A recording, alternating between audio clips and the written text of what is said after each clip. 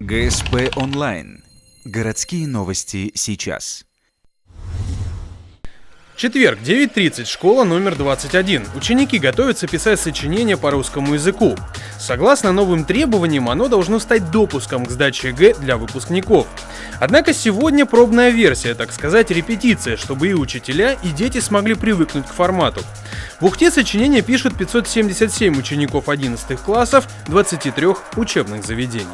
Это сочинение направлено на то, чтобы узнать, какой человек, какая это личность, и я думаю, оно будет отличаться. Конечно, волнуемся, это очень страшно, так как мы узнали про сочинение только за 3 месяца до него и не успели нормально подготовиться, но я надеюсь, все будет хорошо.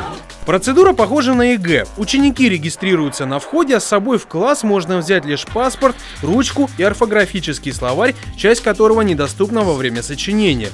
За 15 минут до начала на сайте Республиканского центра оценки качества образования появляются темы. Для пробного сочинения их 3: Лермонтов, важность книг и сострадание к ближнему. В коме сочинения пишут не в своих школах, а на специальных пунктах. В Ухте их 4: школа номер 18, 19, 20 и 21. Сюда собирают учеников из всех населенных пунктов муниципалитета.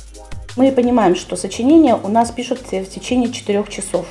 Это, наверное, первое. То, что дабы не срывать весь образовательный процесс на базе других образовательных учреждений в других школах, мы организуем не на базе всех 27 учреждений, а в 4 пунктах. То есть дети, которые обучаются только в 4 учреждениях, у нас не будут охвачены образовательным процессом вот в этот день. Во многих частях России сочинения пишут в своих школах, Коми и некоторые другие регионы – исключение. Но в управлении образования уверены, что это никак не усложняет задачу, тем более ЕГЭ также проводят на спецпунктах. Написанные работы доставят в Сыктывкар, через 5-7 дней станут известны результаты. Итоги пробного сочинения никак не повлияют на учеников.